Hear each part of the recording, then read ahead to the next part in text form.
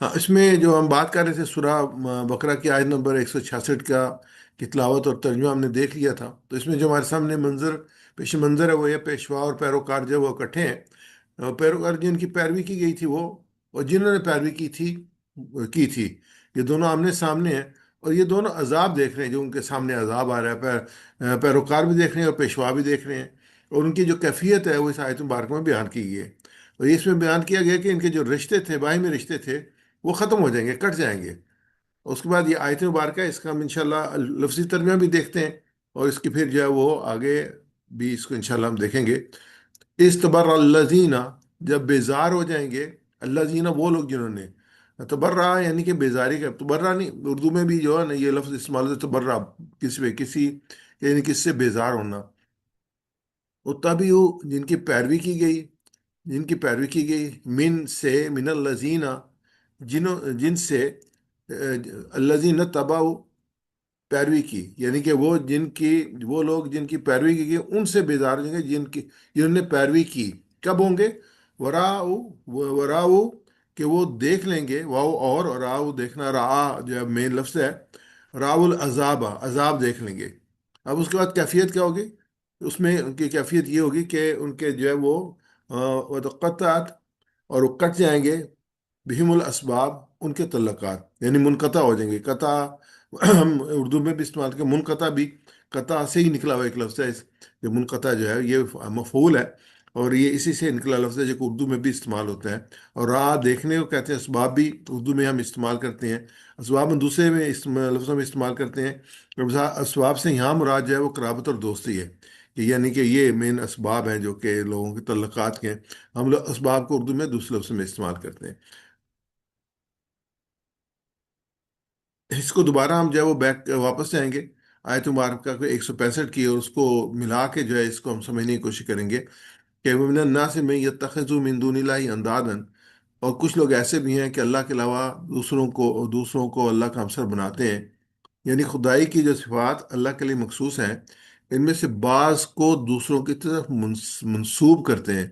یعنی یہ نہیں کہ ان کے آگے سر جھکا رہے ہوتے ہیں یا ان کے آگے سجدہ کر رہے ہوتے ہیں، یہ اللہ کی جو صفات ہیں ان کو بھی ان سے منسوب کرتے ہیں، یا اور خدا ہونے کے حیثیت سے بندوں پر اللہ کے جو حقوق ہے وہ سب، یا ان میں سے بعض حقوق یہ لوگ ان بناوٹی معبودوں کو ادا کرتے ہیں۔ بناوٹی اس لیے ہے کہ اللہ تعالیٰ تو نہیں بنایا، لوگوں نے بنایا، وہ خود بن گئے ہیں، اس لیے وہ بناوٹی ہیں۔ مثلا سلسلہ اسباب پر حکمرانی، حاجت روائی، مشکل کشائی، داد رسی، اور یہ اگر ہم دیکھیں تو ہمارے معاشرے میں بھی یہ چیزیں موجود ہیں۔ یہ جو صفات ہیں اللہ تعالیٰ کی، یہ لوگوں کی طرف منسوب کی جاتی ہیں۔ دعائیں سننا، غیب اور شہادت سے ہر چیز سے واقف ہونا، تو کوئی چیز گم ہو گیا تو فلاں سے جا کے آپ پوچھ لیں، وہ بتا دیں گے، اس قسم کی جو حرکتیں ہیں، یعنی کہ وہ غیب جانتے ہیں اس لیے بتا دیں گے نا۔ تو یہ ساری جو ہے وہ ہمارے معاشرے میں بھی رائج ہیں۔ یہ سب اللہ کی مخصوص صفات ہیں۔ تو یہ جو ہمارے سامنے یہ آ رہی ہیں کہ یعنی خدائی کی جو صفات اللہ کے لیے خاص ہیں، ان میں سے بعض کو دوسروں کے سے منسوب کرتے ہیں، اور یہ صرف اللہ ہی کا حق ہے کہ بندے اس کو مقتدر اعلیٰ مانے، یعنی کہ سب اختیارات کا رکھنے والا اللہ کے صفات کے سوا اور کوئی نہیں، اور حاجتوں کے لیے اسی کی طرف رجوع کریں، اور اسی کو مدد کے لیے پکاریں، یہ اللہ کا حق ہے۔ اسی پر بھروسہ کریں، اسی سے امیدیں وابستہ کریں، اسی سے ظاہر و باطن میں ڈریں، اور اسی سے مالک الملک ہونے کی وجہ سے یہ منصب اللہ ہی کا ہے کہ اپنی رعایت کے لیے حلال و حرام کی حدود مقرر کرے، ان کے فرائض اور حقوق کا معین کرے، ان کو امر اور نہی کے احکام دے، اور انہیں یہ بتائے کہ اس کی دی ہوئی قوتوں اور اس کے بخشے ہوئے وسائل کو وہ کس طرح، کن کاموں میں، کن مقاصد کے لیے استعمال کرتے ہیں۔ یہ سلائیڈ نمبر 16 جو ہے بہت امپارٹنٹ ہے۔ یہ بالکل ایک جو ہے اس میں ہمیں یہ پتہ چلتا ہے کہ ہمارے کیا حقوق ہیں، ہمیں کیا کرنا چاہیے، اور اللہ کی ڈیمانڈ کیا ہے اور کیوں ہے۔ یہ ہمارے سامنے چیز آتی ہے کہ ہمیں، اور وہی جو ہے کیونکہ خالق ہے، مالک ہے، مقتدر اعلیٰ ہے، وہی حلال اور حرام کا تعین کرے گا، کوئی اور حلال اور حرام کا تعین نہیں کر سکتا۔ جو اس نے کہہ دیا حلال وہ حلال ہے، جو اس نے کہہ دیا حرام وہ حرام ہے، چاہے ہمیں سمجھ آئے یا نہ آئے۔ اس لیے ہمارے فرائض کیا ہیں اور دوسرے کے حقوق کیا ہیں، اس کا اور ہمارے حقوق ہے، یہ بھی جو ہے اللہ تعالیٰ تعین کرے گا۔ اور چیزوں سے منع روکنا اور چیزوں کرنے کا حکم یہ بھی اللہ تعالیٰ کا ہے، یہ سب سے، کیونکہ وہ خالق ہے، اور جو قوتیں ہمیں دی ہیں اس نے دی ہیں، جن کو انسان استعمال کر رہے ہیں، اور وسائل جو فراہم کیے ہیں وہ اللہ نے فراہم کیے ہیں۔ اس میں بڑی پیاری سی آیت ہے سورہ انعام کی، اکثر پڑھی جاتی ہے، قل ان صلاتی و نسکی و محیای و مماتی اللہ رب العالمین۔ بالکل یہ نہیں، جب آتا ہے تو اس کا مطلب کہ اللہ کے پہلے، سب سے پہلے اللہ تعالیٰ اپنے رسول کو کہہ دو کہ کہہ دو، اور اس کے بعد قرآن پاک میں یہ قیامت تک چلے گا، تو یہ کہہ دو جو سب انسانوں کے لیے ہے۔ تو کیا کہنا ہے اور کیا ہمارا نظریہ ہونا چاہیے، کیا ہماری سوچ ہونی چاہیے، کیا ہمارا عقیدہ ہونا چاہیے؟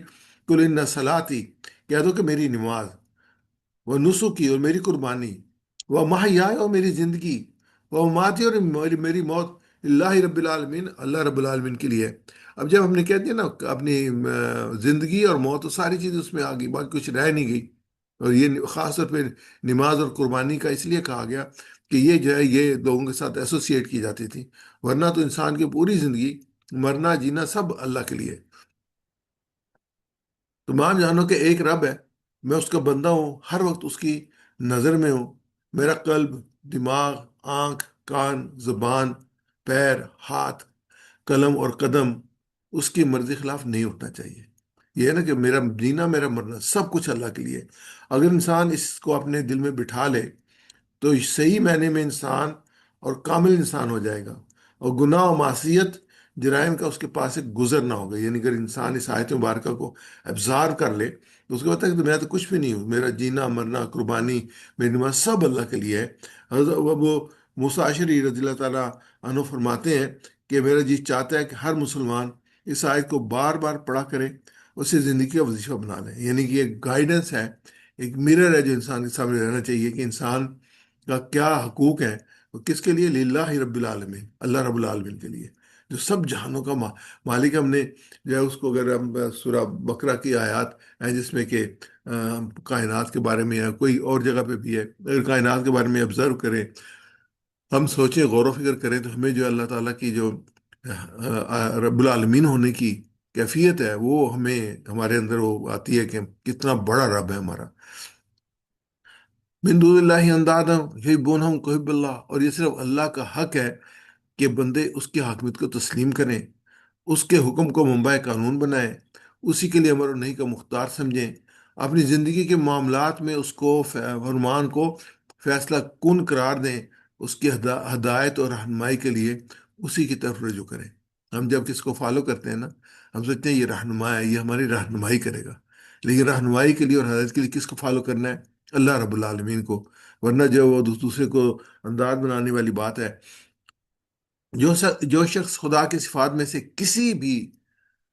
کسی دوسرے کی طرف منسوب کرتا ہے کوئی صفت بھی، تو اس میں ان کے حقوق میں سے کوئی ایک حق بھی کسی کو دیتا ہے جو دراصل اللہ کا مد مقابلہ ہمسر بناتا ہے۔ یعنی یہ بھی بندہ یہ کر سکتا ہے جو کہ اللہ نے کہا کہ میں کرنے والا ہوں، تو پھر انسان جو اس کو جو ہے وہ اللہ کا مد مقابلہ بنا لیتا ہے۔ اس طرح جو شخص یا جو ادارہ ان صفات میں سے کسی صفت کا مدعی ہو اور حقوق میں سے کسی حق کو انسانوں سے مطالبہ کرتا ہو، تو وہ دراصل خدا کا مد مقابلہ ہمسر بنتا ہے، خواہ زبان سے خدائی کا دعویٰ کرے یا نہ کرے۔ اب یہ کہ جو رویے ہیں، اس میں وہ آ گئے کہ انسان کا رویہ کیا ہے۔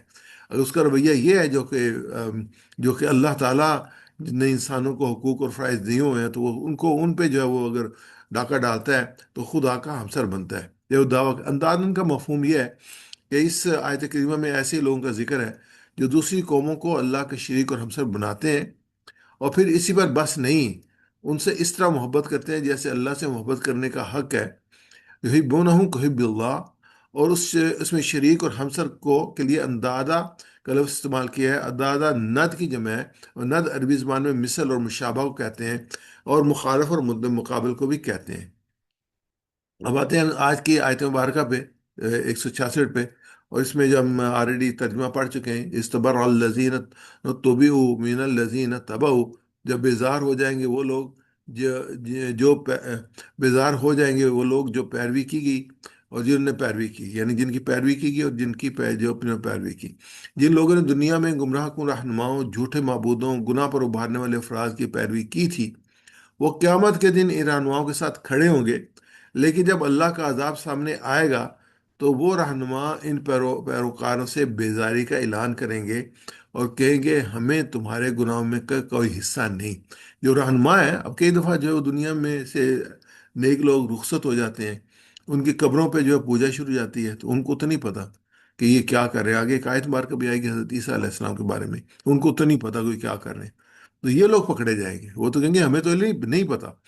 اور مشرکوں سے جو لوگ، جن لوگوں کو دنیا میں اللہ کا شریک اور ہمسر بنائے رکھا مشرکوں نے، ان سے اس طرح محبت کی جیسے اللہ سے محبت کرنی چاہیے تھی. قیامت کے دن وہ لوگ جب مدد کے لیے ان کے پاس جائیں گے تو وہ صاف انہیں پہچاننے سے انکار کر دیں گے، یعنی کہ رشتے جو ختم ہو جائیں گے ان کے. ان سے اظہار برات کریں گے، یہ انہیں بار بار درخواست کریں گے ہم دنیا میں آپ کے پیروکار رہے ہیں اور آپ سے محبت اور تعلق کا ہمیشہ اپنا اثاثہ سمجھا ہے، اور ہم نے آپ کی ہمیشہ آپ کی غیر مشروط اطاعت کی ہے. لیکن وہ ان کے ساتھ ہر طرح کے تعلق سے انکار کر دیں گے. دنیا میں جن تعلقات کی مضبوطی پر یہ ناز کرتے تھے اور دوسروں کو ڈراتے تھے، وہاں وہ تعلقات یکسر ختم ہو کر رہ جائیں گے. دنیا میں قیامت کی یہ منظر کشی بتانے کے لیے ہے کہ جو لوگ اپنی رہنمائی اور رہبری کو غلط رہنما اور پیشواؤں کے لیے غلط رہنما اور پیشواؤں کا انتخاب کرتے ہیں اور پھر زندگی بھر ان کے پیچھے چلتے رہتے ہیں، ان کے لیے اسے سبق سیکھنا چاہیے. اور خاص طور پہ امت مسلمہ کے افراد سابقہ امتوں کو کہ ان گمراہیوں سے عبرت حاصل کریں اور ہر طرح اپنے آپ کو ان کے برے انجام سے بچانے کی کوشش کریں. جیسے ہمارے سامنے فرعون کا پورا قصہ اللہ تعالیٰ نے بڑی تفصیل کے ساتھ جو ہے وہ بیان کیا ہے، اور وہ اپنے آپ کو بھی خدا سمجھتا تھا. وہ سمجھتا تھا کہ یہ دریا، یہ نہریں ساری میری وجہ سے چلتی ہیں. وہ سمجھتا تھا کہ حکم میرا چلے گا، اور جو حکم دیتا تھا وہ حکم نافذ ہوتا تھا، اور لوگ اس کو خدا سمجھتے تھے. اس کا انجام ہمارے سامنے آیا، تو آخرت میں بھی جو اس کا انجام ہوگا وہ بھی سامنے ہے، وہ بھی قرآن میں بیان کر دیا گیا. اس بات کو اچھی طرح سمجھیں کہ برے رہنماؤں کے پیچھے پیچھے پیچھے چلنے کا انجام کیا ہوتا ہے. یہ تو میں نے اس کا سیاسی کہا نا، اور جو دنیاوی ہے، جو دینی قسم کے رہنما بنتے ہیں ان کا بھی یہی حال ہے. وہ بھی جو ہے لوگوں کو بے راہ رو کرتے ہیں، اور جو کرتے ہیں ان کا بھی انجام برا ہوگا. اور جو دنیا سے جا چکے ہیں، نیک لوگ تھے، پیچھے لوگوں نے ان کو جو ہے جس طریقے سے بنا لیا، اس میں ان کا نہیں ہوگا، وہ پکڑے جائیں گے اس میں. اس بات کو اس سے بھی یقین پیدا کرے کہ قیامت آئے گی اور وہاں ہر شخص اپنے اپنے اعمال کا جواب دہ ہوگا. کوئی لیڈر اور پیروکار کے کام نہیں آئے گا، اور خود لیڈر بھی اپنے انجام سے نہیں بچ سکیں گے.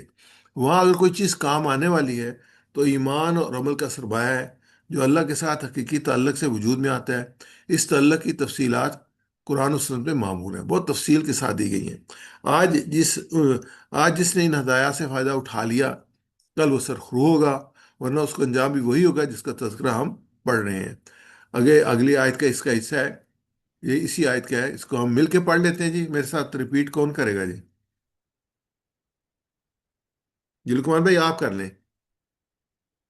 استبر الذین اتبعوا استبر الذین اتبعوا استبر الذین استبر الذین اتبعوا استبر الذین نتبعوا استبر الذین نتبعوا استبر استبر استبر الذین اتبعوا جب بیزار ہو جائیں گے وہ لوگ پیروی کی جب گئی بیدار ہو جائیں گے وہ لوگ جو پیروی کی گئی من الذین من الذین من سے من سے الذین جنہوں نے الذین جنہوں نے نتبعوا نتبعوا پیروی کی. پیروی کی. اگلی آیت کا حصہ وراء العذاب وقطعت بهم الاسباب، اور دیکھیں گے عذاب اور کٹ جائیں گے ان سے تعلقات. ہر معاشرے میں کچھ لوگ ایسے ضرور ہوتے ہیں جو لوگوں کو اپنے پیچھے لگا لیتے ہیں، چاہے ارباب اقتدار ہوں اور چاہے مذہبی مسجدوں والے ہوں. یہ الحمدللہ آج ہمارے معاشرے میں دونوں چیزیں بہت واضح طور پہ ہم اس کو دیکھ سکتے ہیں. لوگ انہیں اپنے پیشوا اور رہنما مان کر ان کی پیروی کرتے ہیں، ان کی ہر سچی جھوٹی بات کو سر تسلیم میں خم کرتے ہیں. جب عذاب آخرت کا ظاہر ہوگا تو یہ پیشوا اور رہنما اس عذاب سے بچانے میں اپنے پیرووں کے کچھ کام نہ آئیں گے، اور ان سے صاف صاف اظہار برات اور اعلان تعلقی کریں گے. رب العذاب قطعت بہم الاسباب، جب جہنم ان کے نگاہوں کے سامنے آ جائے گی تو تمام رشتے منقطع ہو جائیں گے. قیامت کے دن عذاب کو دیکھنا ایک انتہائی ہولناک لمحہ ہوگا. اس وقت دونوں فریق، پیروکار اور رہنما، سمجھ جائیں گے کہ دنیا کے تمام تعلقات اور عارضی وابستگیاں بے سود تھیں، اور تقطعت بهم الاسباب، اور سارے رشتے منقطع ہو جائیں گے، یہ تمام تعلقات و واسطے ٹوٹ جائیں گے۔ دنیا میں جو محبتیں، مفادات اور گناہ کی بنیاد پر قائم تعلقات ہے، وہ قیامت کے دن بے فائدہ ثابت ہوں گے۔ ڈاکٹر اسرار صاحب نے اس پہ جو تفسیر دی ہے وہ ہے کہ یہ لمحہ فکریہ ہے، جن رشتوں کی وجہ سے ہم حرام کو حلال اور حلال کو حرام کر رہے ہیں، اور جن کی دلجوئی کے لیے حرام کی کمائی کرتے ہیں، اور جن کی ناراضگی کے خوف سے دین کے راستے پر آگے نہیں بڑھ رہے۔ یہ سارے رشتے اس دنیا تک محدود ہیں، اور اخروی زندگی میں یہ کچھ کام آنے والے نہیں ہیں۔ روزی میں حرام شامل کرنا: ایک شخص اپنے گھر والوں کی بہتر معیاری زندگی کے لیے رشوت لیتا ہے یا جھوٹ بول کر کمائی کرتا ہے، وہ سمجھتا ہے کہ وہ اپنے بچوں کے لیے قربانی دے رہا ہے، وہ حقیقت میں وہ ان کے لیے حرام رزق کے اثرات چھوڑ رہا ہے، جو نہ صرف دنیا میں برکت ختم کر دیتے ہیں بلکہ آخرت کا وبال بن جاتے ہیں۔ سورہ بقرہ کی آیت نمبر 88 ہے۔ اور ایک دوسرے کا مال ناحق نہ کھاؤ، اور نہ اسے حاکموں کے پاس پہنچاؤ تاکہ تم جان بوجھ کر گناہ کے ساتھ لوگوں کے مال میں سے کچھ حصہ کھا سکو۔ یہ ایک واضح طور پہ قرآن پاک میں اللہ تعالیٰ نے فرمایا ہے۔ ڈاکٹر اسرار صاحب نے اس پہ جو آگے تشریح کی ہے کہ جو لوگ دنیا میں پیروں، فقیروں، حکمرانوں اور باطل معبودوں، یہاں تک کہ دنیا مفادات خاطر اللہ کی ذات اور اس کے بعد سے بڑھ کر دوسروں سے محبت کرتے اور تعلق جوڑتے ہیں، قیامت کے دن یہ ظالم اور مشرک رب ذوالجلال کی جلالت اور عذاب کو دیکھیں گے تو ان کے سارے واسطے اور رابطے کٹ جائیں گے، یہاں تک کہ پیر مرید سے، طالب مطلوب سے، حاکم محکوم سے بیزاری کا اعلان کریں گے۔ جب جہنم ان کی آنکھوں کے سامنے آئے گی تو تمام جو ہے وہ رشتے ناطے کٹ جائیں گے۔ سورہ عباسہ میں ایک بہت پیاری آیات ہیں، میں آپ سامنے پیش کرتا ہوں۔ یوم ال یوم یفر المرء من اخی، جب آدمی بھاگے گا اپنے بھائی سے، وہ امی ہی، اور اپنے ماں سے، وہ ابی ہی، وہ اپنے باپ سے، وہ صاحبتی ہی، اور اپنی بیوی سے، وہ بنی ہی، اور اپنی اولاد سے۔ اب اس میں سارے رشتے اللہ تعالیٰ نے گنا دیے ہیں، بھائی بھی ہے، ماں باپ بھی ہیں، بیوی بھی ہے، اولاد بھی ہے، سب بھاگے گا اسے، لوگ آدمی یوم فرل بھاگے گا اس دن، لکل امری منہم یومئذ شأن یغنی، اور ان میں سے ہر شخص کو ایسا وقت آ پڑے گا کہ اسے اپنے سوا کسی کا ہوش نہ ہوگا۔ جب قیامت کا دن برپا ہوگا اور نام اعمال کھولے جائیں گے، اس وقت یہ کیفیت ہوگی، ہر ایک کو اپنی پڑی ہوگی۔ جب جہنم ان کے نگاہوں کے سامنے آ جائے گی تو سارے رشتے منقطع ہو جائیں گے۔ سورہ معارج میں اسی اسی وزن کی جو آیت ہے، فرمایا یود المجرم لو یفتدی من العذاب یومئذ ببنیہ وصاحبتہ واخیہ وفصیلتہ نویہ ومن فی الارض جميعا ثم ینجیہ۔ جو مجرم چاہے گا کہ اس دن کے عذاب سے بچنے کے لیے، اب یہ دیکھیں آگے کیا ہے، اپنی اولاد کو، اپنی بیوی کو، اپنے بھائی کو، اپنے قریب ترین خاندان کو جو اسے پناہ دینے والا تھا، اور روئے زمین کے تمام انسانوں کو فدیہ میں دے دے۔ یہ کیفیت ہوگی اس کی، یہاں پہ جہاں پہ وہ ایک ایک کی جو ہے وہ نخرے اور اس کو وہ اٹھا رہا ہے، اور ہر طرح کی جو ہے وہ صعوبتیں برداشت کر رہا ہے، ان کے ضروریات کو پورا کرنے کے لیے حرام حلال کی تمیز بھی نہیں کر رہا، پورا جو زندگی کا وقت ہے اسی کام پہ لگا رہا ہے کہ ان کے لیے سکون اور آرام کا باعث بن جائے۔ تو یہ کیفیت ہوگی کہ اس دن عذاب سے بچنے کے لیے اپنی اولاد کو، اپنی بیوی کو، اپنے بھائی کو، اور قریب دن خاندان کو جو اسے پناہ دیتا تھا، روئے زمین کے سب انسانوں کو فدیہ میں دینے کے لیے تیار ہو کہ میں بچ جاؤں، تو یہ تدبیر اس کو نجات دلا دے۔ اسی میں آ گیا کہ یہ لمحہ فکریہ ہے کہ جن رشتوں کی وجہ سے ہم حرام و حلال اور حرام کو حرام کر رہے ہیں، جن کی دلجوئی کے لیے حرام کی کمائی کرتے ہیں، جن کی ناراضگی خوف سے دنیا کے راستے میں آگے نہیں بڑھ رہے، یہ سارے رشتے اس دنیا تک محدود ہیں، اخروی زندگی میں کچھ کام نہ آئے۔ یہ بہت زبردست پیراگراف ہے ڈاکٹر صاحب کا، ڈاکٹر اسرار صاحب کا، جو نے اس پہ لکھا ہے۔ معاشرتی دباؤ کے تحت دین سے پسپائی کچھ لوگ اور سوسائٹی کے تانوں سے بچنے کے لیے دین پر عمل کرنے سے گریز کرتے ہیں۔ اس کی مثال ایسے ہے کہ عورت حجاب نہیں کرتی کہ لوگ کیا کہیں گے۔ جو الحمدللہ کرتی ہیں ان کو پتہ ہے کہ اللہ کا حکم ہے اور ہم اس کو کر رہی ہیں۔ جو نہیں کرتی ان کے لیے بہت سارے شیطان بہت سارے سوالات اٹھا دیتا ہے، اور وہ ان سوالات کے جواب میں جو زندگی گزار دیتی ہیں۔ یا مرد نماز چھوڑ دیتا ہے کہ دوست مذاق اڑائیں گے. آپ بیٹھے ہیں 5 6 7 8 لوگ بیٹھے ہوئے ہیں اور آپ نمازی بھی ہیں، لیکن اس میں آپ جو نماز پڑھنے نہیں جا رہے کیونکہ وہ باقی بے نمازی ہیں. جیسے کہ آپ اٹھے اور ان کو لے کے جائیں، آپ اس وجہ سے رک جاتے ہیں. تو یہ جو ہے دوسری مثال ہے. تو یہاں پہ جو ہے وہ دوسری آیت مبارکہ سورہ توبہ کی اسی وزن کی جو پہلے ہم آیتیں پڑھ چکے ہیں. اگر تمہارے باپ بیٹے بھائی بیویاں رشتہ دار مال تجارت مکانات تمہیں اللہ اور اس کے رسول اور جہاد فی سبیل اللہ سے زیادہ عزیز ہیں تو انتظار کرو یہاں تک کہ اللہ اپنا حکم لے آئے. اور اس میں جو ہے یہ آیت مبارکہ بڑی اہم ہے، اس پہ ضرور غور و فکر کیجیے گا کہ جو امپارٹنٹ چیز ہے وہ اللہ کے رسول کے ساتھ جو ہے جہاد، یعنی کہ اللہ کی راہ میں کوشش کرنا. یہ تھوڑی سی بھی ہو سکتی ہے اور قتال بھی ہو سکتا ہے. جہاد کے سب معنی میں آتا ہے کہ آپ دعوت کا کام کریں، آپ جو ہے وہ پریکٹیکلی جو ہے وہ فائٹ کریں. یہ ساری آ جاتی ہیں چیزیں. لیکن صرف جو وہ قتال ہے، جس کو جو اپنا جس کو کہتے ہیں جنگ جو ہے، جہاد میں یہ ساری چیزیں شامل ہیں. یعنی کہ یہ جو ہے ضرورت، تو اگر وہ اللہ کے رسول، اللہ کا پیغام، اللہ کی دعوت، اللہ کا قرآن اور اس سے عزیز ہے تو پھر کہیں تو انتظار کرو یہاں تک کہ اللہ کا حکم اللہ حکم لے آئے. یعنی کہ یہ ساری چیزیں یہی ہے نا انسان کے لیے ٹریکٹری جو اللہ نے بنائی ہیں، بیویاں بنائی ہیں، اولاد بنائی ہے، بھائی بنائے ہیں، رشتہ دار بنائے ہیں، مال بنایا ہے، تجارت بنائی ہے، مکانات بنائے، مطلب بڑی محبت ہوتی ہے. ان کی وجہ سے اگر آدمی رک جاتا ہے تو پھر اس کے لیے یہ آیت مبارک ہے. تو ویسے ریپیٹ کیجیے گا جی. ورب العذاب، ورب العذاب، اور وہ دیکھیں گے عذاب. اور وہ دیکھیں گے عذاب. وتقطعت، وتقطعت، اور کٹ جائیں گے.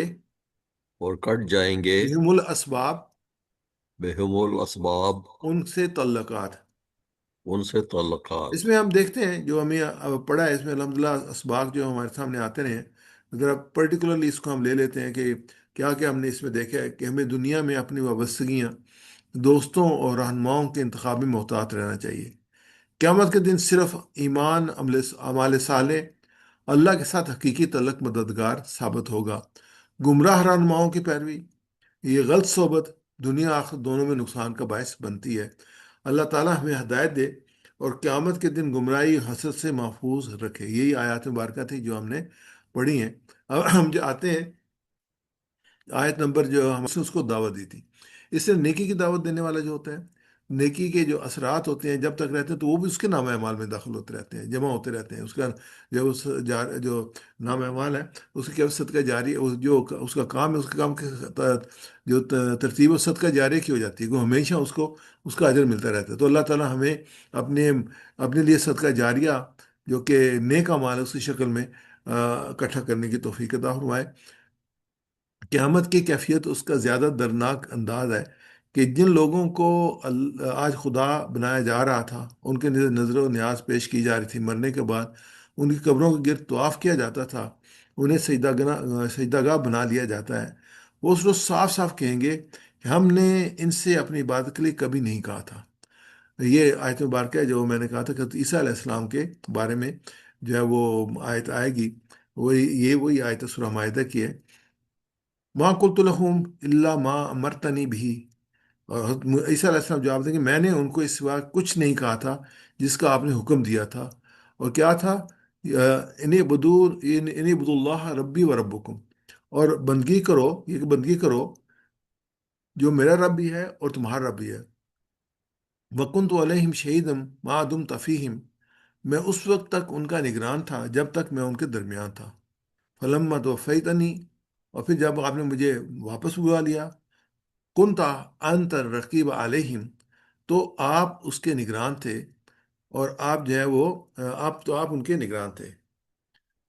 تو آپ ساری چیزوں کے انت علی کل شیء شہید، اور آپ ساری چیزوں کے نگران ہیں. یہ ایگزیکٹلی اسی قسم کی جو ہے وہ جو نیک لوگ ہوں گے وہ کہیں گے کہ ہم نے تو ان کو یہ حکم نہیں دیا تھا، ہم نے تو اللہ کی بندگی کا حکم دیا تھا. انہوں نے یہ خود بعد میں جو ہے نا وہ چیزیں جو ہے بنا لی. جس روز اللہ کافروں اور معبودوں کو، جن کو یہ لوگ اللہ کے سوا پوچھتے تھے، اپنے حضور جمع کرے گا، پوچھے گا کیا میرے ان بندوں نے تم کو گمراہ کیا تھا؟ یہ خود ہی راستے بھٹک گئے تھے. تو ان کے معبود عرض کریں گے تو پاک ہے، ہم کو یہ بات کس طرح زیبا ہی نہ تھی کہ تیرے سوا اپنے لیے کسی دوسرے کو کارساز بناتے، بلکہ بات یہ تھی کہ تو نے ان کے بڑوں کو آسودگیاں دی، یہاں تک کہ وہ تیری یاد بھلا بیٹھے، اور یہ آپ ہی ہلاک ہونے والے لوگ تھے۔ سورہ الفرقان کا ہے، بڑی امپورٹنٹ چیز ہے اس میں۔ اس میں یہ جو بیان کیا گیا ہے اس میں ایک ورڈ آیا، ان کے بڑوں کو آسودگیاں دی۔ اب یہ قرآن پاک میں پڑھتے ہیں نا، مختلف انبیاء کے حالات، اس میں جو گمراہ کرنے والے لوگ ہیں، وہ کال الملا الذین، ان کے جو بڑے جو تھے انہوں نے کہا، وہ لوگوں کو گمراہ کرنے والے ہوتے ہیں، اور وہی نبیوں پہ یا وہ ایمان لانے والے نہیں ہوتے، وہی نبیوں کی مخالفت کرنے والے ہوتے ہیں۔ اللہ کے رسول صلی اللہ علیہ وسلم جب گئے تھے طائف میں، تو کن لوگوں نے آپ کی تعزیہ کی تھی؟ کن لوگوں نے لوگوں کو کہا تھا پتھر مارنے کے لیے؟ جو وہاں کے سردار تھے۔ تو یہ پھر جو لوگ ان کے ہاتھ چڑھ جاتے ہیں اور آنکھیں بند کر کے ان کی تقلید کرتے ہیں، تو پھر ان کے لیے ہلاکت ہے۔ تو یہ امپورٹنٹ چیز ہے۔ آج بھی جو ہے وہ جو لوگ سرمایہ دار ہوتے ہیں، ان کے پاس پیسہ ہوتا ہے، وہی الیکشن میں جو انویسٹمنٹ کرتے ہیں، پھر وہ M N A M P A بنتے ہیں، اور پھر لیڈر بنتے ہیں، اور پورے کے پورے علاقے ان کے اپنے ہوتے ہیں، پوری پولیس ان کی اپنی ہوتی ہے، اور لوگوں کو پھر جھکنے پہ مجبور کرتے ہیں۔ تو یہ اس کے لیے پوری کوشش کرنی چاہیے کہ ایسے لوگ جو ہیں وہ آگے نہ آنے پائیں۔ آگے یہ ہے کہ دگنا عذاب، جو آیت میں نے آپ سے کہا تھا کہ قرآن پاک میں آتا ہے، اس کے بعد پھر آیت آئے گی، جس روز وہ اوندے منہ آگ میں ڈالے جائیں گے، اس وقت وہ کہیں گے کاش ہم نے اللہ کا حکم مانا ہوتا اور رسول صلی اللہ علیہ وسلم کی پیروی فرما برداری کی ہوتی، اور کہیں گے اے ہمارے رب، ہم نے اپنے سرداروں کو اور اپنے بڑوں کا کہا مانا، انہوں نے ہم کو سیدھی راہ سے بہکا دیا۔ اے ہمارے رب، تو ان سرداروں کو دگنا عذاب دے اور بڑی پھٹکار ان پہ ڈال۔ سورہ عذاب کی آیت مبارک ہے۔ اور اس کے بعد دوسری ہے وہ یہ حامیم سجدہ کی آیت مبارک ہے، وقال الذین کافروا، اور کافر لوگ اس وقت کہیں گے ربنا ارنا الذین اضلنا من الجن والانس، کہ اے ہمارے رب، ان جنوں اور انسوں کو ہمارے سامنے لا جنہوں نے ہمیں گمراہ کیا تھا، نجعلہما تحت اقدامنا، اور ہم اپنے پاؤں کے تلے انہیں روندے اور انہیں ذلیل کریں، لیکون من الاسفلین۔ آگے جو آیت سورہ عذاب کی آیت مبارک ہے، وہ کہیں گے ہمارے رب، ہم اپنے سرداروں اور بڑوں کی اطاعت کی، انہوں نے ہمیں سیدھی راہ سے بھٹکا دیا، اے رب ان کو دگنا عذاب دے، ان پر لعنت برسا۔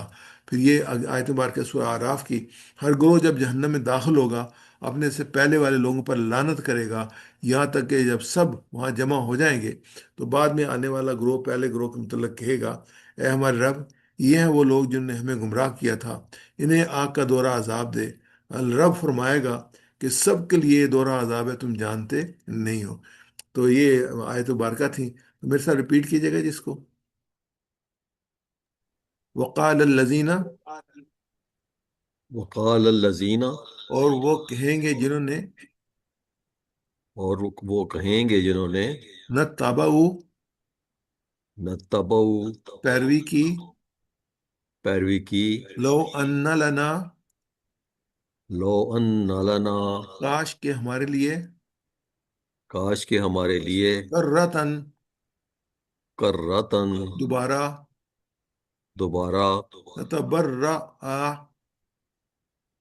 ونتبرأ، ہم بیزاری کرتے، تو ہم بیزاری کرتے، منہم، منہم، ان سے، ان سے، کما، کما، جیسے، جیسے، تبرعوا، تبرؤ، انہوں نے بیزاری کی، انہوں نے بیزاری کی، منا، منا، ہم سے، ہم سے، کذالک، کذالک، یریہم اللہ، یریہم اللہ، انہیں دکھائے گا اللہ، اسی طرح انہیں دکھائے گا اللہ اعمالہم، اعمالہم، ان کے اعمال، ان کے اعمال، حسرات علیہم، حسرات علیہم، حسرتیں ان پر، حسرتیں ان پر، وما ہم، وما ہم، اور نہیں ہے وہ، اور نہیں وہ، اور نہیں وہ، بخارجین من النار، بخارجین من النار، نکلنے والے آگ سے۔ نکلنے والے آگ سے۔ جزاک اللہ خیر جی۔ اس میں ہم دیکھتے ہیں سبق اور نصیحتیں جو کہ ہمیں آیت نمبر 2 میں ملی ہیں، ایک ہی وزن کی دونوں آیات ہیں۔ تو صحیح رہنمائی، صحیح رہنماؤں کی پیروی، دنیا میں ہمیں یہ دیکھنا چاہیے کہ ہم کس کی پیروی کر رہے ہیں۔ ہمارے رہنما گمراہ ہیں تو ان کا انجام بھی ہلاکت ہوگا، یعنی ہم بھی ہلاک ہو جائیں گے اور ان کا یہ ہوگا، ہلاکت ہوگا۔ دنیا میں اپنے اعمال کو قرآن و سنت کی روشنی میں پرکھنا چاہیے، تاکہ قیامت کے دن حسرت سے بچا جا سکے، کہ قیامت کا دن تو آنا ہی آنا ہے، اس میں تو کوئی دو رائے ہے ہی نہیں۔ تو اگر ہم نے اپنے رہنماؤں کا جو کرائٹیریا یہ رکھا ہو کہ جو بھی ہیں وہ اللہ اللہ کے رسول کی سے محبت کرنے والے، ان کی بات کرنے والے، صحیح طرح رہنمائی کرنے والے، ان کی تعلیمات قرآن اور رسول کی صلی اللہ علیہ وسلم کی تعلیمات کے مطابق ہیں، تو پھر تو ٹھیک ہے، ورنہ یہ پھر وہ گمراہ کرنے والے ہیں۔ آخرت کی تیاری ہمیں یہ آیت یاد دلاتی ہے کہ دنیاوی تعلقات اور گمراہ رہنماؤں پر اندھی تقلید قیامت کی ندامت کا باعث ہوگی، لہٰذا ہمیں اپنے اعمال کو درست کرنا چاہیے۔ عملی پہلو یہ ہے کہ خود حسابی ہے، اپنے اعمال کا روزانہ محاسبہ کریں کہ وہ قرآن و سنت کے مطابق ہے یا نہیں۔ حق کی تلاش اپنی زندگی میں اللہ کی ہدایت اور سچے رہنماؤں کی تلاش کریں۔ اندھی تقلید سے گریز، کسی کی بات یا عمل کو قرآن سنت کی روشنی میں پرکھیں اور اپنی عقل و فہم استعمال کریں۔ عملی پہلو یہ ہے کہ ہر عمل کو آخرت کے تناظر میں انجام دے، تاکہ قیامت کے دن پچھتاوے سے بچا جا سکے۔ یہ آیت ہمیں خبردار کرتی ہے کہ ہمیں اپنی دنیاوی زندگی میں اصلاح کرنی ہوگی، کیونکہ آخرت میں وقت صرف حسرت اور عذاب کا ہوگا۔ الحمدللہ۔ آخری بات یہ ہے، یہ بڑی مزیدار بات ہے، کہ ایک بزرگ ایک جنازے میں شرکت کے بعد اس کے قبر پاس کھڑے ہو کر ایک آدمی سے پوچھا، تمہارا کیا خیال ہے کہ اگر یہ شخص دنیا میں واپس کیا جائے تو یہ کیا پسند کرے گا، کرنا پسند کرے گا؟ تو اس آدمی نے جواب دیا، یہ استغفار، نماز اور نیکی کے کاموں کے علاوہ کچھ نہ کرے گا، کیونکہ یہ دیکھ کے آیا ہے واپس۔ تو بزرگ نے فرمایا، فوت ہونے والا تو یہ کام نہیں کر سکا، تم ضرور کر لینا۔ تو ہمارے لیے میسج ہے، یہ آیات میں ہمیں میسج دے رہی ہیں کہ یہ کیفیت ہوگی جو کہ وہاں پہنچیں گے، اور آج میں یہ بتا دیا گیا۔ تب یہ کہ ہماری ذمہ داری ہے، ہم کہاں کھڑے ہوں گے۔ تو یہ بتانے سننے کے بعد، جاننے کے بعد، پھر اگر ہم نے اپنے رویے جو ان پہ غور و فکر نہ کیا تو یہ پھر حسرت ہی بنے گی۔ دوسری اہم بات، ہم اپنی زندگی کو قرآن و سنت کے مطابق ڈھالنے کی کوشش کریں، ہم حق کے راستے پر چلنے والے رہنماؤں کی پیروی کریں اور اپنی عقل استعمال کریں۔ اللہ تعالیٰ نے عقل جو دی ہے نا، وہ اسی مقصد کے دی ہے کہ ہم یہ دیکھیں کہ یہ غلط ہے یا یہ صحیح ہے، اور اسے کسوٹی بھی دی تھی قرآن پاک کو پرکھنے کے لیے، اللہ کے رسول کی سنت کو۔ ہم اعمال کا محاسبہ دنیا ہی میں کریں، تاکہ آخرت میں حسرت سے بچا جا سکے۔ اب یہ ایک اور جو پوائنٹ ہے کہ ہمیں وہ بنیادی اصول قرآنی آیات سے ہمیں وہ بنیادی اصول سیکھنے کو ملتے ہیں جو ایک بامقصد، باوقار اور نجات یافتہ زندگی کے لیے ضروری ہیں۔ نمبر ایک، حق پر ثابت قدمی، خواہ دنیا راضی ہو یا ناراض۔ قرآن کو سمجھ کر، دل سے مان کر عمل کرنا، نعمتوں کا شکر اور ان کا حق ادا کرنا، قیامت کی تیاری ذاتی عمل سے کرنا، اور اجتماعی شعور قائم رکھنا۔ ایمان اور رزق کے لیے امن اور رزق کے لیے ایمان کو بنیاد فرمانا۔ یہ جو امن ہوتا ہے یہ اللہ کی نعمت ہوتی ہے، اور فساد جو آزمائش ہوتی ہے، اور رزق جو ہے وہ اللہ تعالیٰ نے لکھ دیا ہے۔ انسان کو موت نہیں آئے گی جب تک کہ جو رزق اللہ تعالیٰ نے لکھا ہے وہ پیدائش سے پہلے لکھ دیا ہے، جب اس کا مکمل نہیں ہوگا۔ ہم دعا کرتے ہیں، بلکہ عہد کرتے ہیں کہ ہم قرآن کو صرف ثواب کے لیے نہیں، سمجھنے اور عمل کرنے کے لیے پڑھیں گے۔ ہم روزانہ قرآن کا ترجمہ اور تفسیر کے ساتھ مطالعہ کریں گے۔ ہم اپنی زندگی کو قرآن کی طرف ڈھالنے کی کوشش کریں گے۔ اللہ تعالیٰ ہمیں قرآن سے سچی محبت، فہم، تدبر، عمل قائم کرنے کی توفیق عطا فرمائے۔ آمین۔ ہم جب 2 منٹ کا وقفہ کرتے ہیں، تو اس کے بعد جو اگلا پروگرام جو ہمارا ہوگا وہ گرامر کا ہوگا، اور اس کے بعد پھر انشاءاللہ اگر ٹائم ملا تو